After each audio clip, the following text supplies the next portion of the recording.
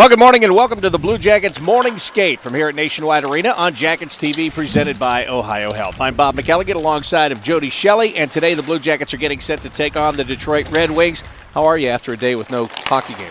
Pretty good. You? Did you get some rest? A little bit of rest. Mentally rested? Mentally rested. Watched some games last night, actually. Yeah.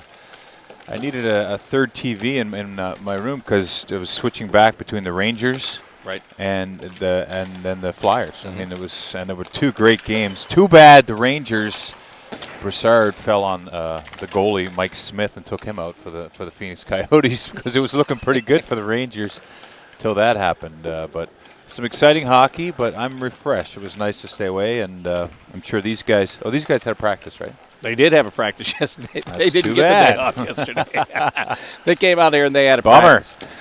Let's look at the last couple of games that the Blue Jackets have played to set you up for this one tonight. The Blue Jackets have lost their last two, but I'll tell you what, they didn't lose the one against the New York Rangers here on Friday night without a fight.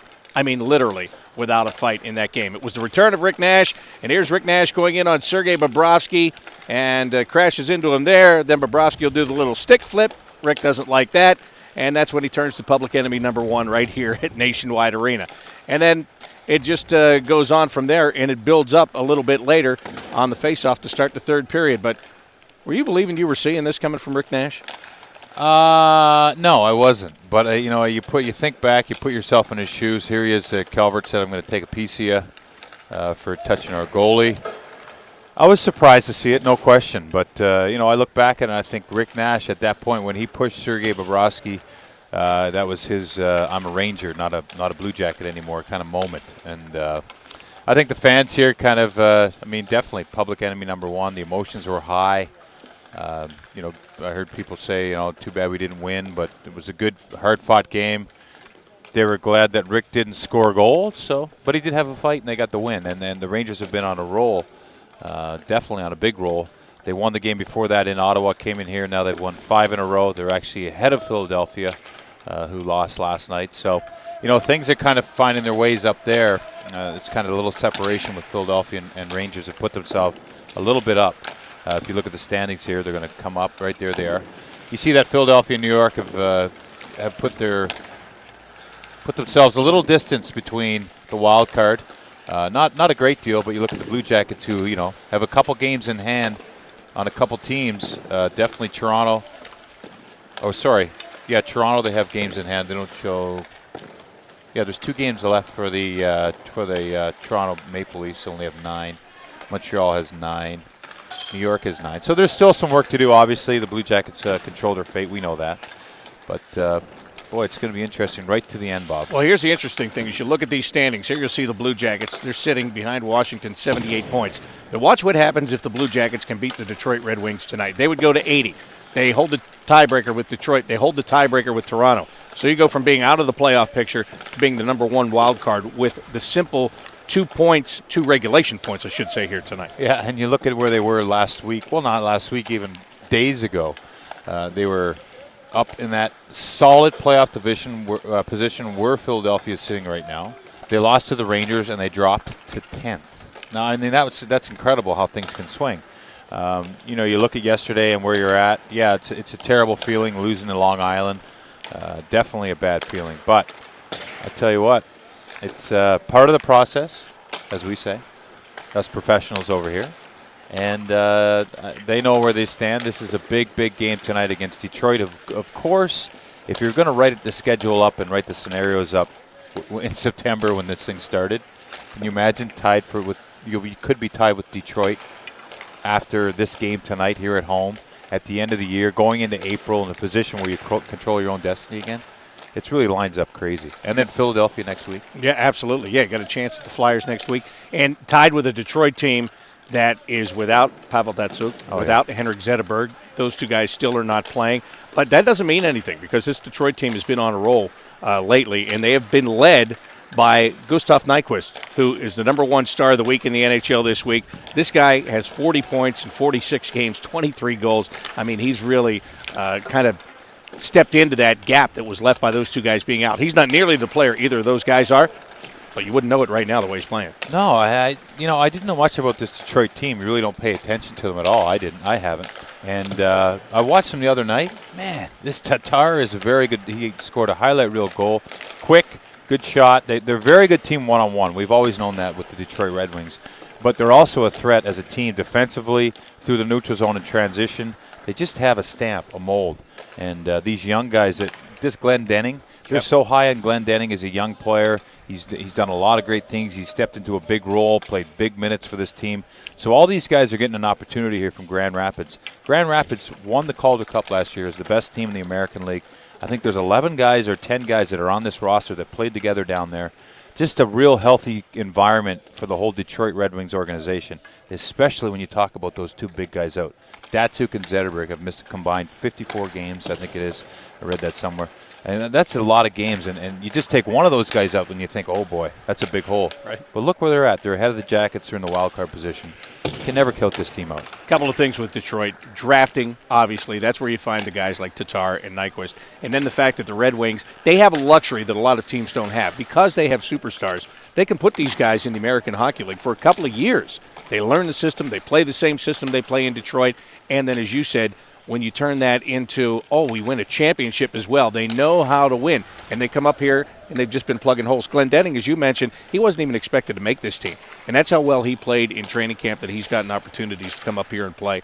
So, they have that advantage over other teams where they have so much depth that they can let their players stay in the American Hockey League and learn how to win. That's why they're still winning right now. And you think about it, you talk about the draft. When's the last time they had a top 10 pick? It's been years. I mean, so you make the playoffs for the last, 10 or 15? What's the streak? 23 years. 23 years. You're not getting a top 14 pick. Right. So, I mean, there was less teams before, so maybe you were at 14, but unless they got one on a trade, they're not getting an opportunity to draft top 10, top 15 players. So, interesting how they do it. They've had some good depth, added great depth through the draft, later in the draft, which is very, very, very impressive. And then they have the stamp of being the Detroit Red Wings from Scotty Bowman, Steve Yzerman, Nick Lidstrom. It's all been kind of handed down. And I look at Cronwall as being kind of that guy for this team. He's a leader. He's got a great deal of amount of respect around the National Hockey League for the way he plays and the way he leads. And his team just follows. So kudos to them.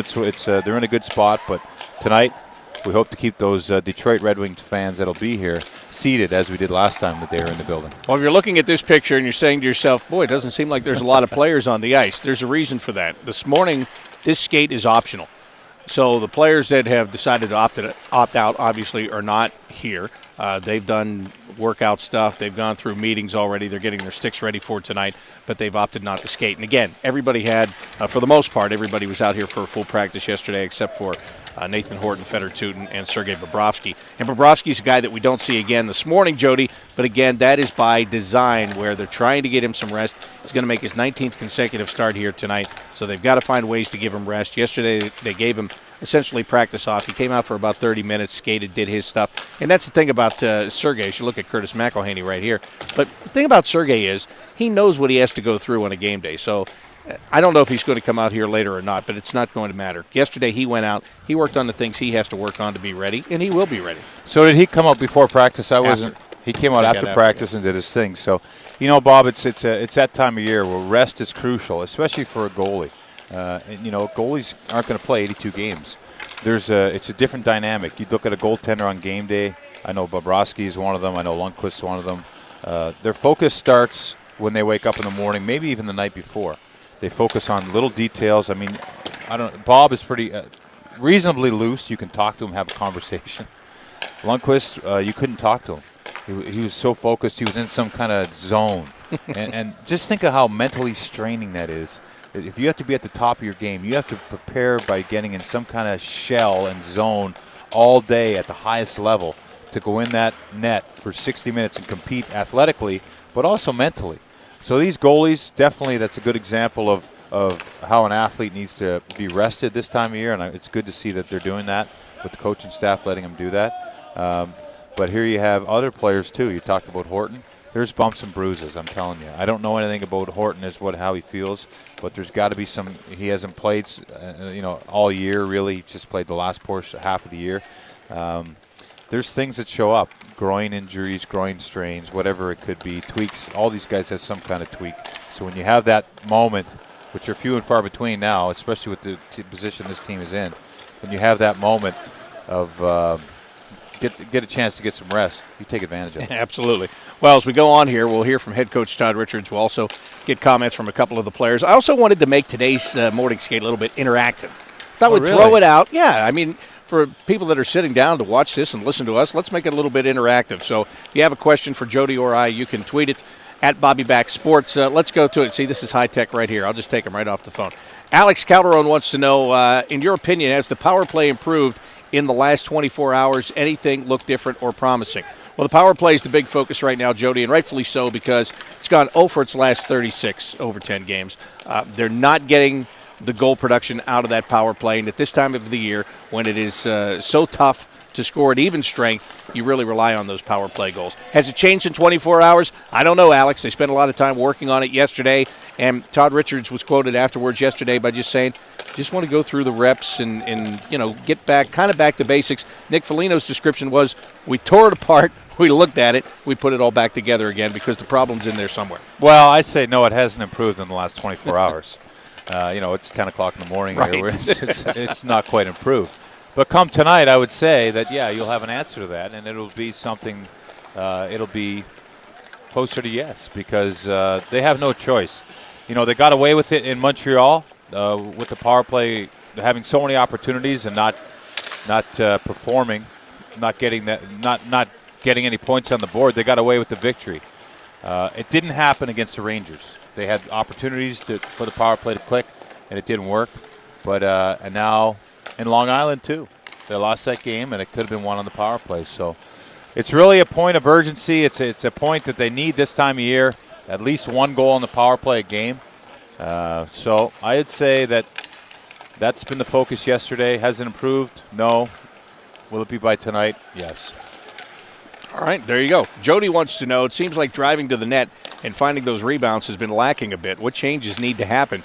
I think, to me, that goes hand in hand with what we were talking about, how teams really try to lock down defensively this time of year going into the playoffs. Yeah, I mean, it's a tough thing to do, but I watched the Rangers last night, and not to give them too many compliments because they're the Rangers, but they shoot the puck from absolutely everywhere. So do the Flyers. They don't look for a perfect pass. They realize that getting the puck to the front of the net creates opportunities. Yeah, it's hard to get there if you're coming straight down on the goalie, and I'm going to try to take a shot at you because a defenseman can move over in that lane in front of my stick and see where the puck is going to be shot. It has to be kind of an off-balance shot. It has to be a quick shot from the sidewall. It has to be a shot from the point. Last night there was a goal scored. A forward floated a shot in from the point. It wasn't even a shot. It was just kind of like an air. The puck got off the ice. It floated in. It got knocked down in the net. These situations, how are you going to score goals? Not by being like the Harlem Globetrotters, and the Blue Jackets know that. But sometimes they spend too much time, I agree with you, looking for the perfect pass or waiting, taking that extra second to take a shot. And by the time you do that, teams are so good, Bob, and we notice it, getting their stick in the lane, getting their body in the lane, putting off their skate. There's defensemen that make a living at blocking shots, and you see it this time of year where these guys excel. Especially if you telegraph it. If they can see what you're going to do, if they know you're going to make that pass, they're going to slide out there. Yeah. They're going to stop that pass. And you're right in the fact that the Blue Jackets' identity, we always talk about that, but their identity is blue collar to the net, and it should be shoot the puck from anywhere. But there are times that this group tends to get a little bit fancy, and I think they get a little bit fancy when they get frustrated. Then all of a sudden they feel as though they've got to trick everybody if they want to get a goal, and really that's the last thing you should do. You need to stay right with what works for you. Yeah, they turn into individuals definitely when they get frustrated, and that was Billy Davidge, I think, was it? Yeah. He's making a cameo. So, yeah, they get frustrated when those things happen, but I think, too, when Long Island, in Long Island, they had space and time, and that doesn't necessarily mean you need to use it. You know what I mean? I thought they used it in some situations where they shouldn't have, and that's hard to do. Instead of just taking that shot, you're like, oh, I'm going to make this little pass through the back lane here. and it gets picked off instead of throwing it to the net and going for the rebound. So it's a mentality. The Detroit Red Wings definitely have that mentality. They also have the skill level, but they don't play to the skill. They play to their identity. And I think the Jackets have success when they do that too. Can we go back down to this net right here? I'll give this guy a little bit of love. That's Mike Battaglia in goal. He's a former not too much college goaltender. Yeah, and he played in the ECHL. He's a video scout for the Blue Jackets, and he's out here playing the role of Sergei Bobrovsky, which nobody can do. He's doing a great job. No, wait, he's got a mask on that actually matches this outfit today, huh? Yeah. That's pretty good. Yeah, he looks good. Oh, little one there by the glove you hand, jinxed him. He's got a little temper, too. Let's see if he breaks a stick or something out there this morning. Well, probably only if they're going to give him another one. Well, if that's his stick, he's not breaking it. Good save there by Mike. Oh, rebound, 5-hole. Look at him. See that? Patches it up there with the stick. Rebounds will kill you. That's right. Again, it's an optional skate here this morning as the Blue Jackets get set to take on the Detroit Red Wings tonight here at Nationwide Arena. Let's keep on with your questions here. This is a good interaction today on Twitter. You can tweet your questions at Bobby Mac Sports. Beardy Face wants to know, what are the odds Tim Erickson will draw in or see some time on the power play? Tim got called up from Springfield yesterday. Frederick St. Denis went back down. For Frederick St. Denis, he's been up here for a couple of weeks. He hasn't seen any action in a game. They just wanted to have the extra body around. Tim Erickson, different story if you ask me, because there you see Timmy right there. But with Tim, he's been here, he's played in games, although this year he's been a healthy scratch a lot of the time. But I'm just getting the feeling, Jody, that as we go down the stretch and you look at how many games have to be played in a short amount of time, I think everybody's going to get a chance to play some. And that's why you bring up a guy with NHL experience in place of Frederick St. Denis. Bring this guy up because at some point he's going to have to play. Yeah, and he's the guy that definitely can play. He has an offensive flair. He's been around this team for quite a bit, so he knows what's going on here. I think, yeah, like you mentioned, he needed to go down and play. There was no question. He needed to go down to Springfield and get some games in. He's done that. So he comes back here with a different bounce in his step. It's always refreshing to get recalled.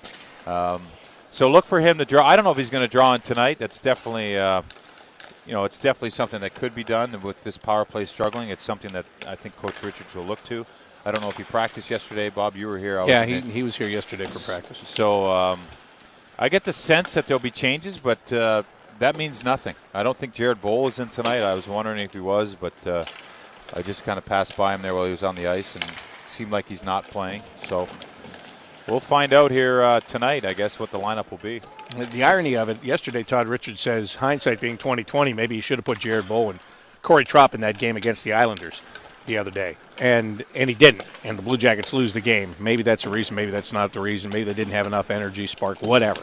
That one's behind you. But against the Detroit Red Wings, again with Bowl, it was an injury to the foot, and he couldn't skate for a long time. So I think one thing you have to keep in the back of your mind is, do you put him out there for the first game against a team that can go as quickly as the Detroit Red Wings can? And if the answer is no, then the next question is, you play the Pittsburgh Penguins on Friday. They also skate very quickly. I mean, at what point? And then the Carolina Hurricanes on Saturday. Just throw him in there. Yeah, exactly. Just throw him in there. Don't overthink it. He's going to get out there and bang and crash.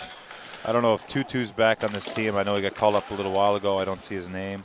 Doesn't matter. He's a big guy. He can create a little havoc for Bertuzzi's, for Cronwall. These guys that, when they get some space, they can do some damage. I just like having him in the lineup. He brings something different to this young team, and I think it's something that guys, even Nathan Horton, would respect. Here's what I think he brings, as well as all the things you said with energy. This guy, let's not forget, is the longest tenured Blue Jacket. That means he has been here for a lot of failure and a lot of futility. Yeah. And he would love to be back in the lineup right now when this thing's going in the opposite direction. Right. And I think that his guidance, I don't care if he's a fourth-line guy. I don't care how many minutes he plays. He's a soft talker. He's a big hitter, soft talker. But when he talks, I think he carries a lot of weight in this room. I agree. And, I look at the Boston Bruins and what they've done and the credit they give to their fourth line with Sean Thornton. Right-handed shot, decent skater, and a tough guy. Jared Bowl compares to him in my eyes. And it's just because it's confidence from the coach that Sean Thornton's getting. It's playing time that he's earned. And I think Bowler's had a tough time doing that because of injuries. Yeah, there's no question. But he brings that value that Sean Thornton brings to the Bruins, and that's just I think a good, safe comparison. Well, we're going to see him at some point. When that point is, that's what we're not sure of. Piper wants to know, would you say that the scratching of the regulars has benefited the team? And, of course, that's in reference to Cam Atkinson being set down for a couple of games, R.J. Umberger being set down for a couple of games. Has it benefited? I don't know. I'll be totally honest with you. I thought in both of the cases of those guys, I thought in the first game back they'd have a little bit more than they had from sitting out for 2 games. But, that's just me. They both still have more to give to this team. Yeah, I agree. And that's an interesting point. I mean, Cam sat out. He came back. He was okay. I thought he played well last game. He didn't get on the board, but he was quick in Long Island. Now, it's different, too, when you're sitting next to the glass. You get a real appreciation. I was behind Sergey. You get a real appreciation for the speed of these guys, how hard they're really working. He created, though. He did create some things Sunday. Yeah. And then RJ, no, he sat out 2 games. I thought he was going to blow the hinges off the door and do something special out there and really show that he was ultra motivated. But, no, I just kind of thought that he was back to just RJ, just nothing exceptional. So it hasn't helped to what you would expect, I guess. But it's an interesting dynamic, and I think it's a nice one to have. That you can scratch guys, and guys aren't comfortable out there just playing and taking for granted that they're in the lineup every night. What's going to be really interesting is to see how Todd rotates these guys, which I think it's becoming more and more apparent after you go on the road to play the Islanders the other day. And you see the way the start of that game, they really didn't have any energy. And I'm not one for saying, well, it's 3rd game in 4 days. You can attest to that. You've done that kind of stuff. But, it's easy to sit from my perspective and say, okay, 3rd game in 4 days, I get it. But this is a huge game. You got to win it against a team that's 14th in the conference. And there was 0 jump there. So I think right now you've got to look at the fact that if you got 15 guys, you have a chance to spell some guys here and there. It'll be interesting to see what kind of rotations that he comes up with, and or if he does indeed do that. Right, and that's what the coach does. He's gauges the temperature of what's going on, who's tired, who could use, who's lost, who's tailed off or dropped off a little, we could say. Because if that does happen to your game, guess what? There's 4 guys waiting to play. You look at these guys like Fratton. He's excited to get in there. Como waited his turn, and he got his opportunity, and he's taken advantage of it a little bit. You look at Nick Schultz, who came around a trade, came in. His first game was rocky, but I thought he was solid after that. Some guys are out of the lineup, and they're not sure why, and that's honestly, from an organizational stance, it's a good thing. But we'll see what happens here. And like you say about that Long Island game, yeah, you're tired, you're lethargic. The coach is just trying to get something going, but guess what? Got to gut it out. You got to gut that out. You got to get the power play goal. Sure, they would have loved to have scored 4 goals in the first period and cruised to a victory. It didn't happen, so now they're sitting exactly where they're at with an opportunity tonight to get back on track. Well, we'll get a little bit more on this in just a few moments. I think Todd Richards is going to don the headset downstairs and join us, so we will just ask him. We'll ask him. Worst he can say is no comment. Why is your voice getting high? I don't know. Scared? Very good question. Yeah, I'm definitely afraid to ask him that question, as a matter of fact. Go ahead. Okay.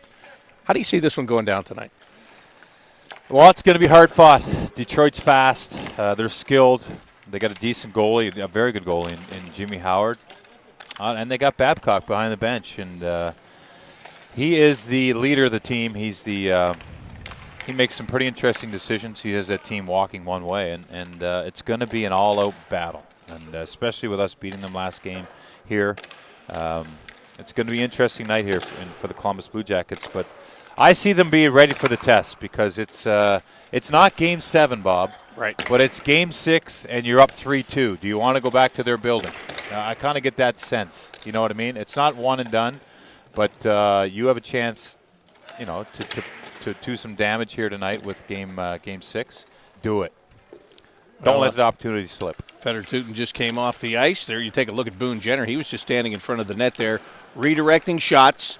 That's such a talent that I think I don't know if people realize how much work goes into that. Standing in front of that net, having your teammates fire pucks in your direction, and just redirecting that puck. And I remember a couple of years ago, Sidney Crosby was here, and he was out way after a lot of the older guys on that team, just standing there, redirecting pucks from one side of the net, going to the other side, redirecting pucks. Same thing Boone Jenner was doing right here, and it's because that's where he winds up, in front of the net, and that's why he's practicing that. He wants to do the same thing during the game. Well, and you talk about just directing pucks. Now try doing it when someone's pushing you, like Dalton Prout is pushing you out of the way, or you fall down in front and then the shot comes. I mean, there's a lot of dynamics to that, but it's a hand-eye coordination, no question. It's balance and you got to be a little fearless to get in there because, you used to be able to lay the lumber to the back of the legs like it was nobody's business, like you were chopping down a tree.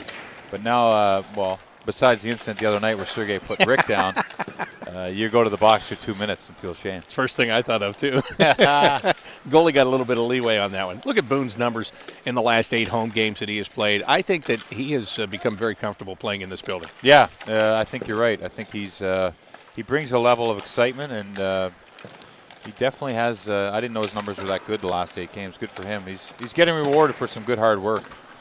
The thing about Boone is, here's another guy that's very quiet off the ice, very appreciative of where he is. He takes absolutely nothing for granted.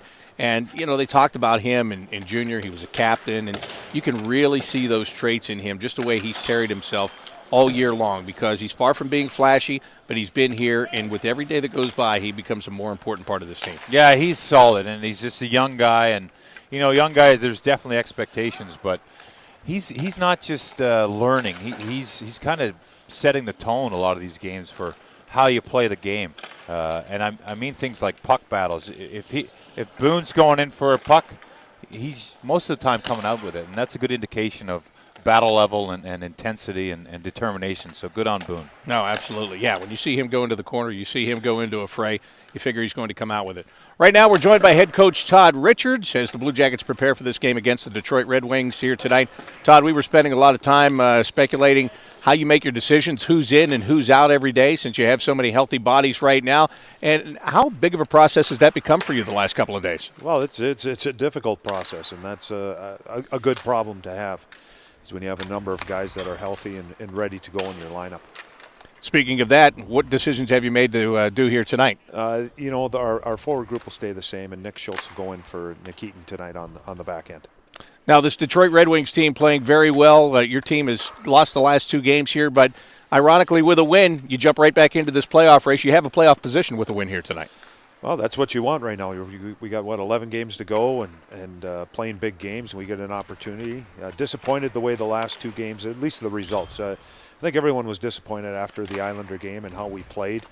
But prior to that, you go back, you watch the Ranger game over and over. It was a great hockey game. We just came out on the wrong end of the game, but we still played a good, hard game versus a very good team. So tonight, it's another great opportunity. We're playing a very good team, a team that's playing well right now, but a team that's ahead of us in the standings. Normally, when you play Detroit, you're preparing for the likes of Pavel Datsyuk and Henrik Zetterberg, neither one in the lineup, but guys like Gustav Nyquist and Thomas Tatar have really stepped to the forefront. They're great young players, but how much of that has to do with the fact that they play the same Detroit system and they all know what they have to do and when they have to do it? It's pretty impressive when you're able to take out probably your 2 most impactful players other than the goaltender, and still have success and lots of success. And you're absolutely right. Their style of play hasn't changed, and it's a credit to their coaching staff. It's a credit to their scouts and their minor league system, because they're able to just grab players from down in Grand Rapids, throw them right in the lineup, and they come in and they finding ways to win games. And maybe not even finding ways to win games. That's probably not the right way to say it. They're going out and earning wins and playing good hockey. Hey, Todd, I find myself like last night watching those 2 games with Philadelphia and New York. Do you do that on the night off, or do you get away and focus on what you're doing today? It depends on if I want to sleep that night. Yeah.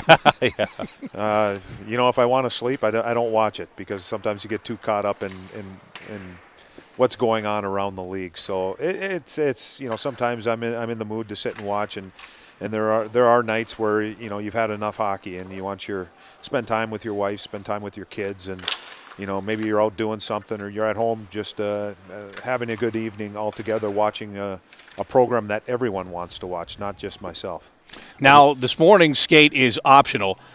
You're trying to find ways to get your players rest here and there, and how difficult has that become for you? Or since you had a full practice yesterday, was it easy to make this one optional today? Well, that was the reason for it, is we decided we probably could get more out of having a practice day rather than trying to do something in the morning skate. I'm just talking more from a mental approach by the players. I think in the morning skates, they're more worried about getting themselves ready and maybe not always on what a coach wants to accomplish in a practice or a morning skate. So we used yesterday to go out and practice things, work on our power play, and with the intention of coming in this morning, and it was going to be an optional skate. Sergei Bobrovsky didn't skate until right near the end of practice yesterday. You didn't have him skating in the morning skate here today. Just trying to find some ways to get him a break wherever you can right now? That's exactly what it is. You know, we've been relying on him pretty heavily, and we're looking for moments or different times during the stretch of games and the runs that we're having right now. We'll have 2 days off here before we play back-to-back on the weekend. So there's going to be some time afterwards, but we were looking for a little bit of time off for Bob leading up to this game. Todd, thank you very much. Best of luck tonight. All right, thanks, you guys. Todd. That's head coach Todd Richards talking to us about his team's game against the Red Wings here this evening. We'll go into the dressing room and get some player reaction, get their thoughts leading into this game coming up in just a few minutes. A lot of the guys have left the ice to this point. So Nick Schultz goes back into the lineup tonight. Good questions, Bob. I studied them all night. Get right. That was very good. Yeah, that's interesting. I like Nick getting back in there. He's a smaller player. He's a quicker player. He's a guy that brings out offense. He can bring offensive numbers. He hasn't this year, but he's a guy that has been on the power play and leaned on a little bit. So maybe he's a guy that can get things going. That'll be interesting. And for Nikita Nikitin, I think what you tend to forget, you see these guys that are the regulars day in and day out, but when you're starting to play 3 and 4, 5 and 7, 7 and 9, he's a big guy. He's a very big guy. It takes a lot of energy for him game in and game out. When you start stringing those games together, you can get worn down. Well, yeah, there's no question, and he's a guy that plays big minutes. He's had a couple injuries this year. Maybe it's just another situation too, where you have the luxury of having guys sitting out that you want to get in. You want to get Nick Schultz in the lineup, so you kind of wait for a situation to pop its head, and this is the one that's popped his head, and Nikitin is maybe not where Todd wants him to be. All right, Ryan Johansson is in the dressing room downstairs. Let's go down and hear what Ryan has to say about today's game.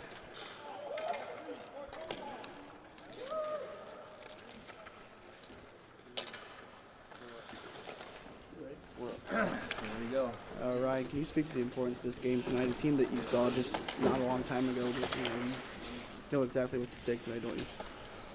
Yeah, of course. Falling behind in the standings right now. It's just crucial points right now. Crucial. And, obviously we beat Detroit the other week there, so they'll want some payback here in our arena again. So, it's got to be a full 60 from everyone in here tonight. Do you flush the memory of that game on Sunday, or do you use some of that to kind of motivate you for tonight's game, I guess you could say? Yeah, well, we should still be mad from the result of that game, a team that's way behind us in the standings and out of the playoffs. And you can't drop games and points to a team like that right now on the stage of the season. So, definitely should put some fire under our breath. And, hopefully will motivate us to have a great game tonight. There's been a lot of talk about the power play, and but you had a day to practice yesterday. And how do you guys feel about the power play going into this game here tonight? Yeah, I mean, we're fine. We just got to believe in ourselves and have confidence in our abilities, and let's just go out there and execute. And, if we don't find the net in the first couple power plays tonight, we gotta make sure we're not getting frustrated though, and stick with it, and stick with what's worked before for us, and make sure we're doing everything we can to get pucks to the net and bodies at the net, and try and find a way to get it in the net. All right, thanks. Thanks, Rob. Ryan Johansson, that's Rob Mixer down there asking the questions, and I got to tell you, that's because at the beginning you could see him kind of fooling around saying, ask me good questions. Right. Because Rob's one of his whipping boys. He likes to pick on him every day down there, so that's basically what he was giving. Well, Rob did a great job, very professional, great questions, stuck with his duties there this morning. And nobody messed with Ryan Johansson, which is amazing because he messes with everybody. Does he? They usually try to get back at him during interviews, so Rob got it easy on that one. But you heard Ryan Johansson say that you can't totally forget about what happened on Sunday. You've got to use that for a motivator too. Yeah, no question. They're bothered by where they're at and what opportunity they let slip. And I like what he said about if the power play doesn't go well, they can't get frustrated. Right, and that's been a big thing. Nick Schultz draws back into the lineup tonight. Let's go downstairs and hear what he has to say. Yeah, I mean, this is kind of the first time I've done this in my career, kind of where you've been like this. So it's tough. It's frustrating. You get in a situation like this. You want to play. You want to help out. You want to be a part of it. It's tough when you're sitting and watching and not getting a chance to play. So that's that part of it can be frustrating. You just got to stay ready for when you get your opportunity to get in and play. Have you chimed in with some of these younger guys? I mean, I know they've been around. They're veterans here. You know, they've been up playing. But have you been able to kind of impart some weight and wisdom? Yeah, I mean, I think they're playing well. It's hard when you're not. I mean, we're not practicing a lot right now, obviously with the schedule, and you know, if you're not in, it's easier if you're in the games, you know, to help out and be a part of it there on the bench or whatever it may be throughout the game. So that makes it easier if you can do that. Do you feel like you play every night. I mean, going through this stretch, do you feel like you're keeping yourself sharp? I mean, for when the time might come? Yeah, I think you have to the best you can. Obviously, like I said, it's hard if you're not in games or you're not practicing a lot. It's something where you got to take it upon yourself to kind of stay with it and stay focused and stay ready. Get everything you can out of days like this, right?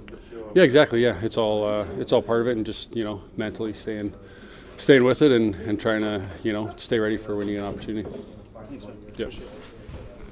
That's Nick Schultz. He will go back into the lineup tonight on the blue line. You just heard him talking about staying ready when he's not playing. This is a guy that's used to playing every day, and ever since he's come here at the trade deadline, as you said, he played a couple of games. Now he's had to sit and watch a couple of games, and there is an art to having yourself be ready, isn't there? Well, yeah. I mean, it's you rely on the coaching staff, but as a professional, you know how you feel, and you don't really relax. You're always kind of like, did I do enough today? Maybe I should do extra workout. I remember when I would sit out, I would go into the strength room for a second time after workout and be like, maybe I should do some more. And they'd be like, get out of here now. Go home. Go enjoy your family. Get some rest. I mean, because you really want to really want to make sure you're sharp. And then on the ice, you have to practice. I was told early in my career, when you're not playing, you have to practice. Practice is your game. And, you'd have to stress that, and I would hand that on to younger guys because really it is. It's your game. You have to bring a certain mindset. You have to be working hard, and it is a mindset. So I think Nick Schultz will be fine. There's that unknown. He said he hasn't done this much in his career, if at all. There's that unknown. How do I feel after sitting this out so much? But he'll figure that out real quick tonight. All right, let's answer a couple of more questions before we wrap it up this morning because there are two here that I want to address specifically. Mason says, what has happened to the Blue Jackets offense from January? It's been missing. Well, there are a couple of things. We already talked earlier in the show about the fact that teams get tighter defensively at playoff time. But here's another thing. Remember back when the Blue Jackets were averaging 4 or 5 goals a game, and we went out of our way to tell you at that time, well, you don't remember, I don't remember. So long ago. They were, actually. They were up to 6th in the NHL in scoring at one point. Wow. But at that time, I remember us saying, listen, enjoy this right now because this team is not built to score like this. Things are rolling for them right at this point. They're everything, all the breaks are going their way right now when it comes to getting around the net and putting the puck in the net. So now it's going the opposite way, which is not much of a surprise because this is a grinded-out team. This isn't a, hey, let's go in and dangle and score off the rush much team. This is a go in there and bang away and find a way to score. Well, yeah, and I love the 1-0 victories say a lot to me. It says that this team understands what it takes to win in tight situations. You think of penalty killing in a 1-0 game. You think of not getting frustrated with power play opportunities in a 1-0 game and battling through defensively, working for your goalie, from your goalie out. That's how you win hockey games in the NHL. If you think it's going to be a 4-0 victory tonight, I wouldn't put my money on that at all. It's going to be a battle, a struggle. And it's just that time of year. You have to piece together whatever you can, take advantage of opportunities, which are few and far between, as we've seen, even playing the New York Islanders. All right, Scott Wells has a question. He says, I know it's getting to crunch time. Will Nathan Horton slow up, not seeing desires like his teammates? And again, you touched on this earlier. This is a guy that missed 40 games to start the year. And yes, he's a prolific scorer. Yes, he's a great skill. Yes, he's a guy you signed for a lot of money in the offseason. But I think he's got it in him. I think it could come out at any time if he is feeling all right. But on the other hand, I also think that you're not going to see the true Nathan Horton until after he has a training camp next year going into next October. What was the question? If he's going to slow up? Yeah, I don't think he can slow up right now. He's not really going. I mean, in the sense of where he could be, and it's exactly right. You got to put yourself where Nathan Horton has been. He's been in major surgery off season, during the season. He's played a little catch up. He's had moments where he's looked great. Is he happy with where he's at? No.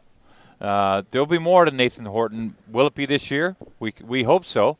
But with this tight schedule, game after game after game, not much practice time, not much time to rest, who knows how that shoulder feels? And like I said, there's other parts of the body at this level.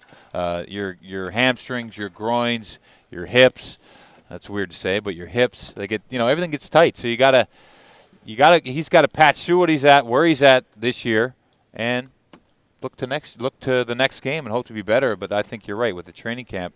There's a lot of upside to Nathan Horton. But I love having him in the room. Yep. Just to have him around this young core, because he's a young guy, but he's a leader and he's a champion. And as the song says, hips don't lie, right? You're on your own there. One more, because this is directly coming to you. That's your last question. No, listen. Yeah. Mark says, Jody, I'm sure you've played for teams that have had offensive slumps. What's it like in the room as players try to fix it? Brutal. Absolutely brutal. All right, that'll do it for today's show.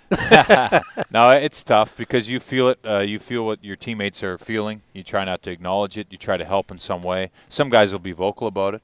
There's different situations where you try to help them out however you can. But yeah, it's tough because players go through that.